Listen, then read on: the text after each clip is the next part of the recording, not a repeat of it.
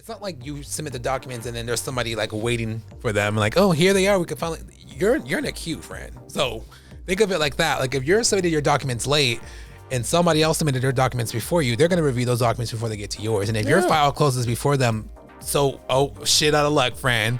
When I hand somebody a deal, I don't say, hey, you're only going to make this much on that deal. Yeah. Make your money. Yeah. But a realtor will come to me, could be like, well, is there anything you could do for the rate? Yeah, I could take some of your commission and we can buy the rate down. How about that? Oh, no, there's nothing you can do? Girl, what do you want me to do? You're already making more than I am. The one that you discount your rate for or whatever you want to call it, those are the ones that end up biting you in the ass at the end. Hey guys, it's Milo and Ben, the podcast here. Hey gals, I'm not a misogynist like Ben, so I'll say hi to the gals. Hey gays, hey gals. And to the dolls. Guys. Hey dolls. Protect the dolls. Protect the dolls. We're here. We're queer. And stay tuned. It's a whole new episode. Happy New Year, friends. Happy New Year. It's a whole new episode of faggotry, honey. Let's go. We've been knowing each other for a few years now. Long time. That's crazy. Since I was 17. Do you feel like I feel like the younger I get, the faster time is going. It's crazy. So, okay, let me address two things. First, everybody, the phone is in frame because I'm going to get a parking ticket in a minute and 22, so I've got to... Oh, this is Raw and Unfiltered. This is Milo and Ben, the podcast, Raw and Unfiltered. Yeah, today's Raw and Unfiltered. How many minutes giving we have you left? back in tramp stamp. A minute something, 13. Not a minute, 12 seconds. Yeah, so what I heard about time moving faster or slower... On the TikToky, you know I get my info from the TikTok. TikTok University, baby. Is if you're not doing things differently, your brain doesn't even create new memories. You've got to do something different every day for your day to seem longer or different. And so when you're like, oh my God, the week went by so fast, it's because you did the same thing every day. Watching baddies on the couch. That's it. On the baddies on the couch eating bonbons. Not bomb.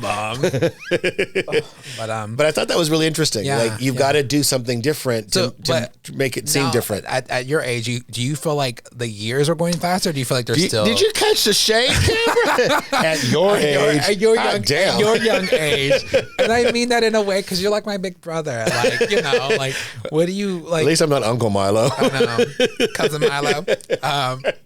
Because I feel like as I'm getting just a little bit older, just a tad bit older.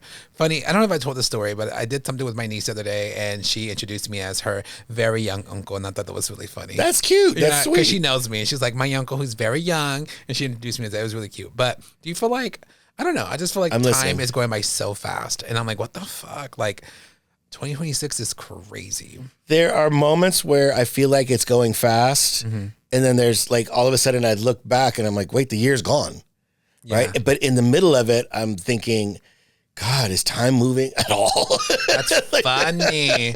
No, I don't really ever feel like that. But I feel like, are you a New Year's resolutioner? I don't do resolutions. I do New Year's evolution. Okay, tell me about that.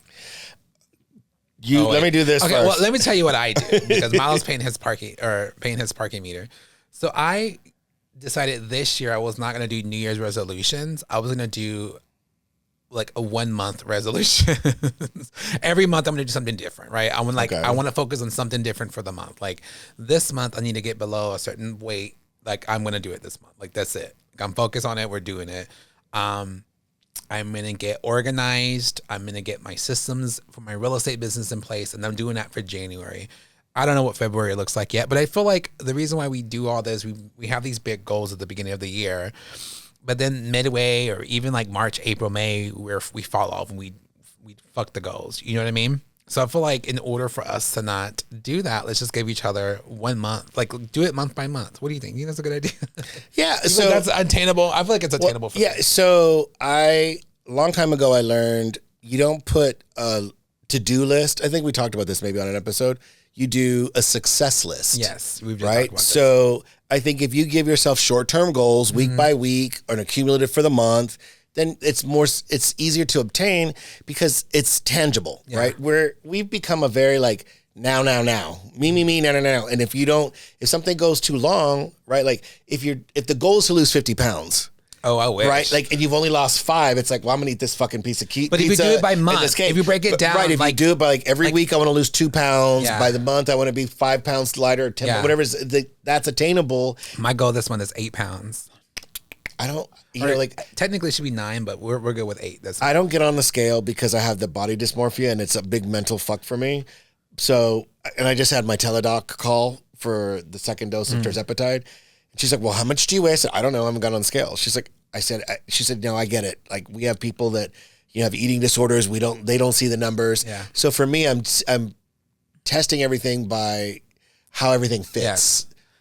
So for me, I have body dysmorphia, but on the opposite end. Like I got it where I think I look good. So that's cultural. I'm telling you, like when I tell you Mexican women, girl, let me tell you, the confidence. I'm like, oh shit, I'm down 10 pounds. I knew I was looking good. Like I swear, it's like I don't have the bodies. I do have body dysmorphia. Like there's times where I feel bigger than what I am. Like I might like lose 10, 15 pounds. I'm like, dang, I feel fat. But it could just be something that I ate. But I'm not gonna lie to you. It's usually the opposite. I feel like I'm a lot thinner than what I really am, Fran. I'm not gonna lie. I don't have the one where you're like thinking you're bigger. I think I'm smaller. Oh, I think I'm huge. So when I see the camera and I'm giving you like gullet, and I'm like, who is this fat bitch? Because they ain't me, you know. But yeah. So for me, I think I am a scale person. Like I have to know. It's scary, but like once you know, you know. So I'm like, fuck it. Like let me just figure this out. So I think for me, I'm gonna be like, okay, January. What's our start weight? What's our end weight? And I think I'm gonna just check in that way. And then figure out what my goals are for February. But I want to do smaller goals each month versus because they're attainable. New Year's resolution, and it's so scary, and it's like, oh, but then you fall off by May. Not even May, 2 weeks. Another goal of mine this month is to reinstate my gym membership. But I do my goals for the gym is going to be like, because I don't go to the gym, girl. I don't like to sweat. Which one do you have? No, it's ghetto, I want to tell you. Oh, do you have Planet Fitness? I have Planet Fitness. So do we. I like it because I'm not. Listen, it's $10 a month. So if I don't go, I don't care. I know the girls like the Lifetime Fitness and shit like that. No, it's too expensive.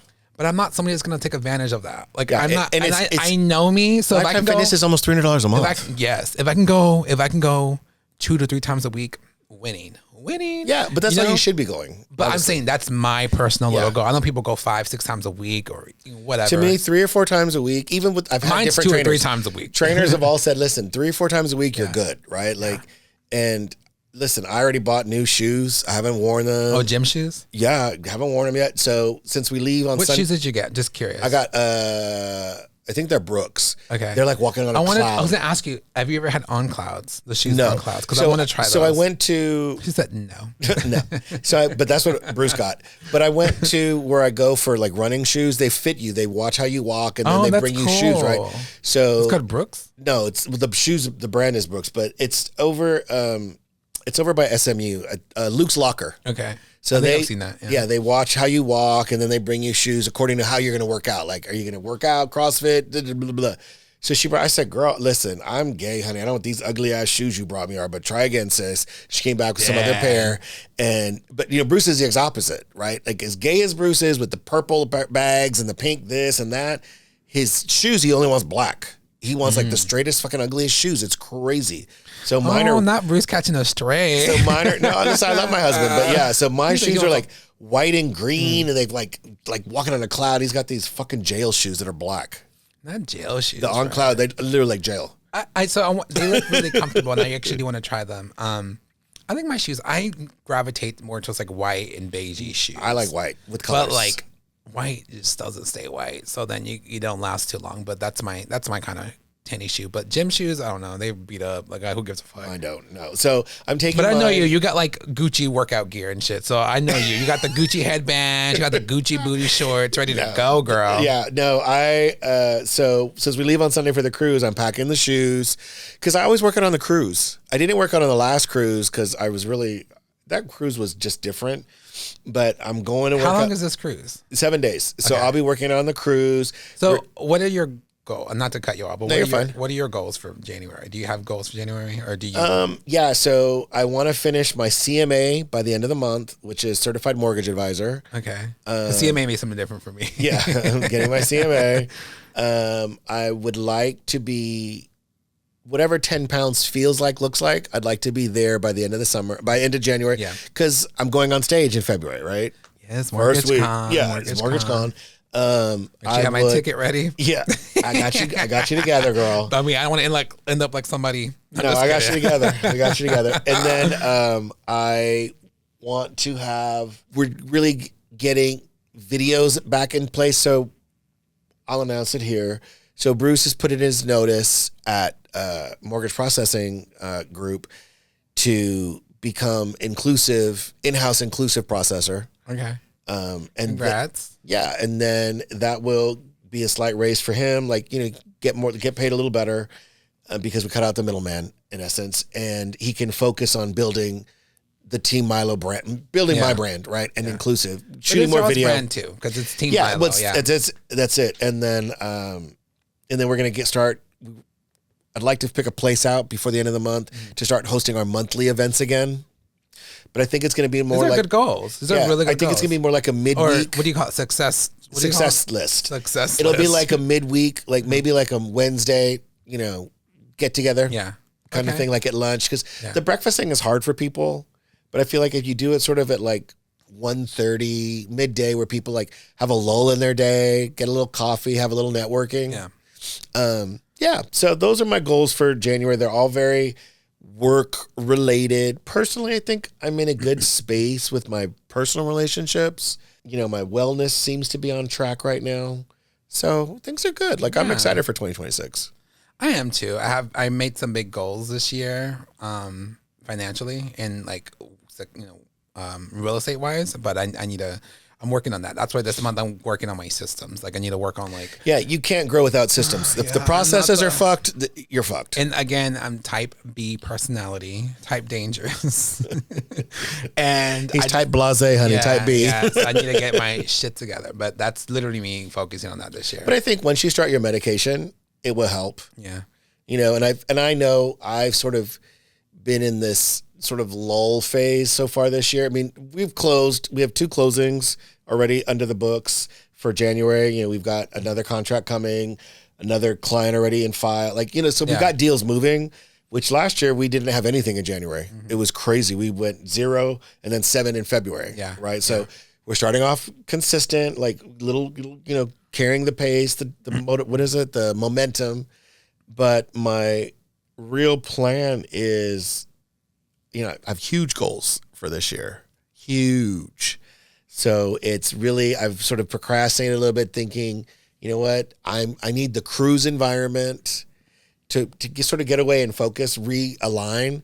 So we're doing a whole, I don't know if Bruce is going to call it LO on the go, if we're going to call it my LO on the go or Milo on the move. Mm-hmm. So we're going to do all the videos while we're on the ship. Cute. So getting ready for the packing at the airport, on the plane. Were you putting these on YouTube or no, on Facebook? Yeah, my people like to know what's going on. Yeah. So instead of doing static pictures like I always do, we're gonna be doing videos, and he's gonna post it on TikTok on the inclusive side. That's cute. Because we, as a realtor, as a lender, we're more than just our job. Yeah. And that's the thing. People hire us because of us more than anything. There's a million realtors, a million lenders, but they want to work with us because of us. Yeah, and one of the things, you have to show that personality. Yeah, one of the things that Amber, we had Amber Dorsey on. Shout out Amber. One of the things Amber's really, really good at is on her Instagram. She shows you who she is as a person, as a woman, as a minority woman, right?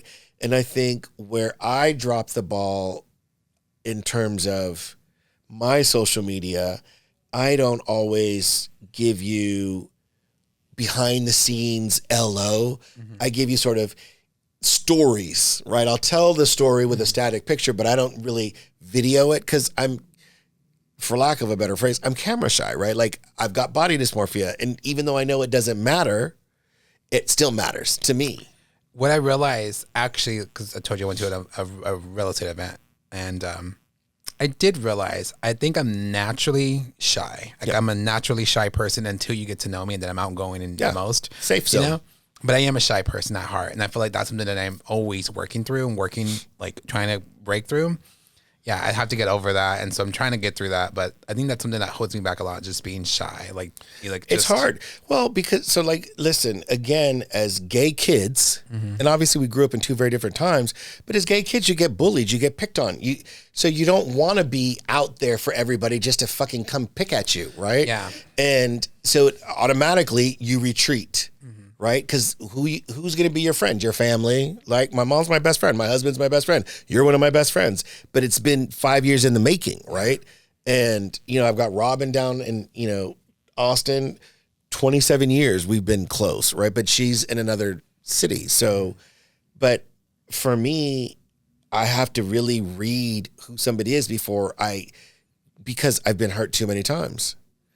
But you have to work through, like, for me, I know for me, and I'm speaking to me too, but like, it's hard for me to let my walls down or my guard down. And I feel like yours is the same. And I feel like we've kind of opened each other up in our own world, right? We lead each other in our world. And I think that's why you and I get along so well. Yeah. But I'm naturally guarded. It's hard for me to like let people in. People will spill their whole business to me first before I even give you an ounce of what's going on with me. I'm the same way. I'll be listening, honey. Yeah, and I listen. But if I'm telling you my own tea, if I'm telling you what's good, you've earned a special place in my life. Like, you're literally somebody that I trust the most with. You know what I mean? Yep. So like, it's hard for me to let people in, but it could be our gay kid life that it's hard to let people. It's hard. People will take the little thing that, and they twist it and make you something, So yeah, but anyway. And you also learn as somebody who's effervescent, right? Because I think you're very bubbly and effervescent. Once it cracks, right? People are drawn to that, and it's not always the right people that are drawn to it. And so there's like energy suckers. Yeah, like people will take advantage of that. And so like when I went to New York, when I went to Vassar, I was miserable. The problem that I had back east was I wasn't used to Eastern people. Right? People on the East Coast function very differently than people on the West Coast. People in the South in Texas are very different than Californians. But I could read Texans much easier than I could New Yorkers. And I was also 18, 19 at the time. So, I learned at a very young age. New York is like its own culture shock. For sure. But I learned at a very young age, like, you have to be careful what you give, because if you give too much, they're not going to. Right? People treat you the way that you teach them how. And it took me a long time. That took me a long time in personal relationships, and now in business, I'm very cutthroat in business, right? Like, if you don't treat me right, if you don't respect me, I will clock you. We will have a conversation about it. I'll push on. Listen, I've let a client go this week, and it was a $7,000 payday. And I was like, I'm not the person for you, right? Like, because they literally wanted me to make $2,500 on the deal. Listen, $2,500 is a blessing, but I wasn't doing $2,500 worth of work. Yeah. So, and beyond that, nobody gets to fucking tell me what I'm worth. Yeah. I will tell you what I'm worth. If I want to devalue myself to make something work for you, that's my decision. Choice. Yes, which we have, and I have. We all have. Yeah, that's why we work well together. Yeah. But it's like I said it to one of my friends not too long ago. I said, when I hand somebody a deal, I don't say, "Hey, you're only gonna make this much on that deal." Yeah. Make your money. Yeah. But a realtor will come to me, be like, "Well, is there anything you could do for the rate?" Yeah, I could take some of your commission and we can buy the rate down. Yeah. How about that? Oh no, there's nothing you can do, girl. What do you want me to do? You're already making more than I am. Real estate agent, any real estate agent listening to this, we're not even really supposed to talk about rates first and foremost. But yes. I think it's so important for you to have your loan officers back, especially when it comes to the rate. People are obsessed with the rate. People, I don't know. It's an ego thing. It's an ego thing. It really is an ego thing. People are obsessed with the rate. And the way I explain rates to clients, because I don't talk about rates, but I have to explain the rate. That's what I tell them. I tell them, this is a wall, right? You have the higher end of the rate, 8, 9%. And you have the lower end of the rate, and it could be a 5.5, whatever. And it changes like this. I literally give them this little picture. And they say, you depending on where the rates fall in the day and the time and what's going on, you might end up somewhere in that. So, and you explain that too. So like when we did a Zoom call the other day with the client, you literally explained that to them. I'm like, I already told them this, right? Which I'm glad that I did, because it kind of preps them. Like, they're like, well, what can I do to get a lower rate?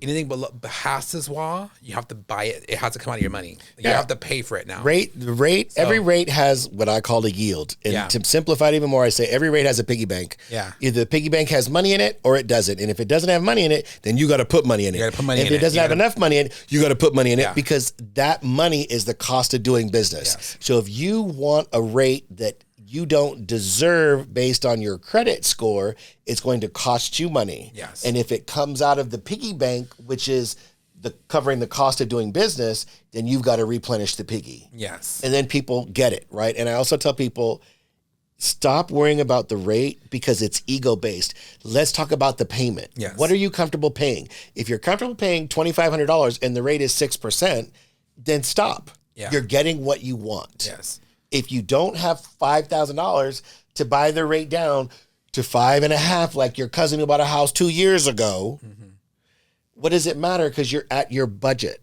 Yeah. You're where you need to be. And people want to brag. Oh, I'm at, and I did. More importantly, you guys, and I know we're going on a tangent, but this is a very important tangent. More importantly, when you hire me or Milo to do the work for you, his value isn't tied to a rate. And that's what people don't understand. Your value isn't tied to the rate. Your value is to get them to the closing table, work through the things that are gonna happen. And that's what I tell people. Finding the house is the easy part. Finding you the next house. Most people find their own house. Yeah. They know what they like more than I know what they like. I try to help you. I'll send you suggestions. I'm like, what do you think about this one? What do you think about this area? What do you think about this community? But people find their own house typically, right? I'm there for when shit hits the fan, when a repair needs to be done, when there's a lender loan requirement. Negotiations. Yeah. When it's time for me to step in and really bat for you, that's what I'm really there for, is to protect you from start to finish and get you to the closing table. Protect your money, protect your deposit, making sure you know what you're signing off on. I'm there to advocate for you and tell you exactly how to work through the deal, right? And that's what you're there for. You're there. You and I've gotten super creative on deals where somebody don't give out details, girl. Don't get. Well, we ain't got to give out details, but we figure things out. We figure shit out, and that's what makes us great at what we do. So his value isn't tied to the rate. So, and I just want to that's what I think irks me. That's what I tell people, like, you're getting more than the rate. Our value is your value, my value, right? A good lender, a good realtor. Mm-hmm. Their value, realtor, not realtor, realtor, whatever. Realtor. The value is in everything else. Yes. It's if we say we can, if to make the deal stronger, the offer stronger. Can you close this in 15 days, Milo? Yes. What can we do for the financing period? Make it 7 days. Now the offer is more attractive than everybody else's offer that's 30 days, even if you're asking for more concessions, because we're getting it done sooner. Yes. Right. And just all the things, right? Yeah, all the things. All the little, like we had, I just had somebody pay for the reinspection on the thing, right? We had that worked out. Yep. And it's like you just gotta know, like, and that's when shit has, cause nothing, we can paint you a picture all day. Like, this is how it usually goes. Well, we're working after hours. This is how much money you're probably going to come to the closing table. Yeah. Shit hits the fan, but you came through with your big one. You quoted somebody, I think, like 18,000, and they ended up coming to the table like 15. Mm-hmm. So you never know. But I always overestimate. But sometimes it works out like that, and sometimes it doesn't. And I think that's when we really need to step in. And again, talking about, we work with people every day. We understand that we put the human person first before anything else and all the things. But that's what you get when you hire us as your team. And I know there's a little advertisement now. No, it's true. But this is this is part of the podcast. Yeah. And the thing is, listen, we're not for everybody. And and everybody ain't for us. No, right? Everybody ain't for us. And listen, so if we can't earn your trust, if you don't believe me. Yeah. I didn't walk away from the client because I didn't want the paycheck and they were assholes. I walked away because they didn't trust me. They didn't believe me. And I'm not going to keep arguing. Rate, they value as a rate. I'm just not going to keep I'm not going to keep selling my worth. Yeah. I'm moving on. And honestly, I'm not trying to be shady when I say this. It's going to come off shady, so forgive me. The people you do, like the one that you discount your rate for, or whatever you want to call it, those discount clients, whatever, those are the ones that end up biting you in the ass at the end. Yeah. Those are always the ones that end up being the more headache, more shit you have to work through. So you will earn that little $25 check at the end of the day. That's why I was like, listen. Like, that what kind of client this is going to end up. And it's Mark's client, right? It's Mark gave me the opportunity. I thanked him. But like I called him, I was love you, Mark. Yeah, listen, Mark knows. And I said, if you're watching, I'm already working on New Year's Eve. Yeah. I'm working on New Year's Day at 7 a.m. Mm-hmm. Like I worked, like I'm done. Yeah. I've done everything I can do above and beyond. And you still don't not him. They still don't recognize my value. I'm out. And not even upset about it. Let me ask you this. Let's say they go with another lender and the lender can't close it and you need to save the deal. Are you saving the deal? Yeah, for sure. Look at her. She is a woman. I don't have hard feelings for them. Like I said to them very nicely, like, listen, Captain, save a deal. I understand where you are. I understand what you're trying to accomplish. Yeah. Unfortunately, I have to walk away at this point. Yeah, I wish you all the best. I hope that the lender is being completely transparent like I am, because I'm not going to undervalue what the cost of doing business is or misrepresent fees. Yeah. That's just not who I am. Because again, if I tell you 18,000 and it comes back at 17, you're happy. If I tell you 18 and it comes back at 15, you're thrilled. If I tell you 15 and it comes back at 16, you're pissed off. So I tell everybody, you've been on the calls, I'm overestimating. This will come down. We're doing a refi now for a client of mine, a repeat client. And she's like, well, what's it? I said, it's probably going to be about $7,000, right? And so I called her when the disclosures went out because I can't adjust things. The lender has to disclose a certain way. And I said, listen, I already called title.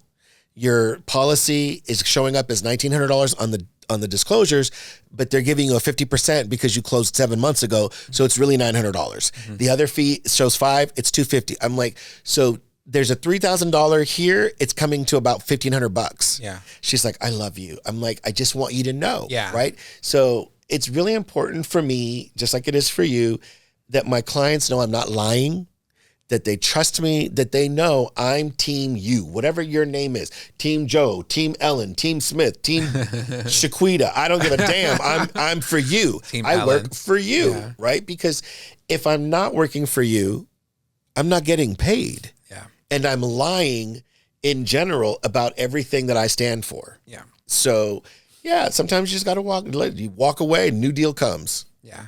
That happened to me recently, kind of a few months ago. I met with this client. She was a referral. And, well, I won't call her a client, prospect, or whatever. We had a lead. We had coffee and talked to things, and I explained everything to her. And then she called me, hey, I think I'm going to go with my friend, cousin, or whatever. I'm like, can I ask why? Like, what was? She's like, oh, she's great. She explained everything just like you. And I was like, okay. And I wanted to like, argue, like, if I'm the bar, why are you like, if somebody's just like me, why would you just like, go with me if I'm the bar? You know what I mean? If this is the bar and somebody's meeting me there, it makes no sense. But I was like, okay, good luck, right? I happened to call her like a month or two later. Hey, did you end up closing? She's like, no, like she lied. She didn't do this for me. And then like, I guess they couldn't close at the end of the day. I was like, well, when you're ready, I'm here. So that's somebody I'm probably going to be calling later on. Yeah, but that's but like, had she just gone with me, I would have gotten to the closing table. Yeah. And a lot of realtors don't know how to problem solve. And no offense to those people, like if they're closed a few deals a year, they haven't experienced all the things that can go wrong in the deal. So they don't have that experience to problem solve.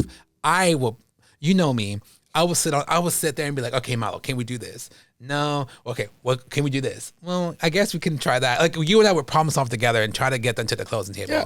And I think that's what realtors, they just accept, like, well, the deal's dead. All right, cool, it's dead. Listen, today we got a CTC, clear to close, which for everybody out there who doesn't understand what clear to close is. Clear to close means all the conditions have been met. Yeah. By the borrower, the underwriter signed off. Now it can go to the closer to start balancing for final numbers. Well, we have two conditions that will be prior to funding. Before they fund the actual deal, these have to be solved. But my client's a mail out. He's a veteran, right? We have to do it tomorrow because it's going to fund on Monday. So I called my AE, the account executive for the lender, and I was like, listen, sis. Look, girl. We got it. She's like, how are you? I was like, I'll be better. I love that they know you. Yeah. I love that when you call, you're like, look, it's me again, girl. Yeah. She was like, what's going on? I was like, I'll be better when I get my way. She's like, what do you need? You're funny. And I told, no, for real. Like, and I told her, I said, listen, the corrections have nothing to do with the value, right? The appraisal is come in as is. The verbiage is a verbiage change, right? Yeah. And I understand why the appraiser didn't do it or why the underwriter wants it. But this doesn't affect value. Yeah. So can we move this along? Because this guy's going to be homeless. I've got to get this done. She's like, let me make a phone call. If I need to bring you in, I will. This is right before we went on. She called me. She's like, you're good. He's going to sign off on it, make it prior to funding, clear to close. So what I'm saying here is, as the lender, as the LO, I didn't just go, well, we'll just wait. We'll wait for these things. No, I pushed and I problem solved and I make shit happen. That's what you're getting with me. Yeah. Right? You're not getting somebody who's like, whatever. But you also have some pull. Like, and I got to give you your credit. I sure do have pull. Because, like, you have a way, like I told you, you have a way of delivering bad news in a way that doesn't sound too bad. But, like, even then, like, I've won deals because you were the lender on the deal. I know that, right? What's her name? I forget her name. She's really sweet. Michelle Stewart. Michelle Stewart. We love you, girl. So, Kimberly Polito, who's now... I love Kimberly. So she's now sending me leads. Yeah. She said, I was so impressed with the way you worked that deal, Milo. Yeah. So, we're having coffee in a couple weeks. I love her, too. Yeah, she's great people. I win deals because you're my lender on the deal. Like, I know we've worked with him in the past. And I know that that's so important when you're trying to win a house. You love the house. They got to know. We have reputations in the industry at this point, right? And it is what it is. And I think and thank you for that. And I'm articulate, right? So like the last deal we closed on New Year's Eve, fucking listing agent called. Are you sure this is the rate? Yes, sir. I priced it. I just priced it last night. Oh, okay. Well, I might have to work with you. Okay, sir. DTTT. Like when you call me, I pick up the phone. Yeah. I can communicate, and it instills confidence in the listing agent who's representing the seller. Yeah. Right. So now, and you've been on multiple deals with me. You get updates. Yeah. Right. We send Friday updates now. Look, here's how I know I have a good lender. I'm not gonna lie. Milo can tell you about me. Once I get my part going and we negotiate it and all the repairs are worked out, I send them on. And Milo don't hear from me. Milo, I know they're in good hands. I know. He doesn't get a phone call from me unless some shit happened. Ben don't even respond to the group chat, girl. She got it under control. She's taking care of it. Ben just watching. I'm like, okay, cool. Now, I will call you on the sideline really quick. Like, girl, did you see what so-and-so said? Oh, look, because, so-and-so, we ain't got to say no names because they might be watching. But so-and-so might get a little smart with you. And I'm like, girl. But other than that, like, I know they're taken care of. Yeah. I don't have to. There's other lenders that we love. We love them. They're watching. But sometimes I got to be like, okay, what's going on with this? What about this? I have to be more involved on those transactions. And I know with you, they're good. So yeah, I love that. It's part... I appreciate that. I might just gas you up today, girl. But it's part of my personality, right? Like, I hate to be asked. Mm-hmm. Like, don't micromanage me. Yeah. And, I've been that way since I was a kid because as an only child, I was really on my own. Yeah. Like doing I was helping my grandma clean house when I was a kid and doing laundry and, all the other things. I was raised by adults. I was the only kid around. So for me, it's like, I know how to do my job. Let me be. And, you already know me. I hate repeating myself. Like if I have to say something 3 times, I'm trying to find a way to be nice about it. Oh, God. Chances are I'm calling you first going, you're a fucking client. So fucking stupid. Yeah. You're like, you mean your client? No, your client. And it's cool. We might talk a little shit about you behind the back end. Listen, because clients are talking shit about us. But it's and not we're okay that. with it. It's just. It's playful. It's playful. We appreciate every client. We have to keep this. Yeah.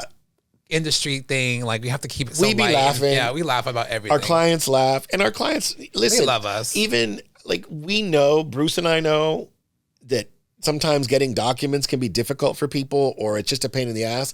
So that's how we approach it. We literally will send a text. Listen, sis, we know it's a pain in the ass, but this is what we need, and you didn't get it for us. So do you want us to help you? Because you and I had a client. I don't know if you remember them, but we had a client and I was like, hey, Milo's asking for these documents. And the client jokingly was like, I'll get to when I can, laugh a lot or something like, I'm like, so I was like, well, I sent them this meme. It said, I wonder if something about like being homeless, like, oh, well, good luck being homeless or something like that. And he was like, damn. And he was like, I'm on it right now. So like, it's like, we make it fun for them. Like you need the documents, Fran, like give Milo the documents and then they'll be smart. Like, oh, what I can. So I'm like, okay, well, good luck being homeless. Yeah, listen, one of our clients said, I said, listen, it's all good, boo. I got somewhere to live. So if you got time, I got all the time you got too. I'm not worried. You told me a story about one of your past clients who went and bought a fridge for their house. Yes. I will never forget her. On a credit card? No, listen, she opened a new account. We made her pay her Home Depot account to qualify to buy the house. Yeah. Pendeja goes and opens a new Home Depot account, thinking we won't find out. Of course, the underwriter calls me. He's like, hey, they opened a new account. Can you call them? And I'm like, Mija, did you buy, like, what are you buying a fridge for? Is your fridge broken in your apartment? She said, no, I bought it for the house. Said, you're not getting a house. You're taking that fridge back. You killed your own deal. Yeah. Oh, yeah. She cursed me out in Spanish. She was pissed off. Well, girl, say, I'll be back next week to get this fucking fridge. Home Depot has a sale every fucking week. You'll be all right. So, she returned it. She sent me that. She's like, I use a chinga receipt. I was like, she texted and it's it like to me. that sometimes. Yeah. You gotta. But, she was laughing. Like, at the end of the day, when it's all said and done, Ben and I love our clients and we want you to move into the next chapter of your life. So if we have to talk shit to you, at you, about you, we will. Yeah, and it's with love. It's always with love. Always with love. Sometimes it's a little tougher. I'm a little tougher than Ben is because I have to be. Yeah. You know, I'm trying to pump Bruce up a little bit. Like, I love Bruce. I don't know. Bruce does not know how to be. I love Bruce. Rough. Like, I love that. What I love about Bruce and like Team Milo again. And I was telling other people this, but it's like Bruce would follow up. He's like, "Hey, you need those documents. Hey, those documents." And I love that you're not waiting like 4 or 5 days.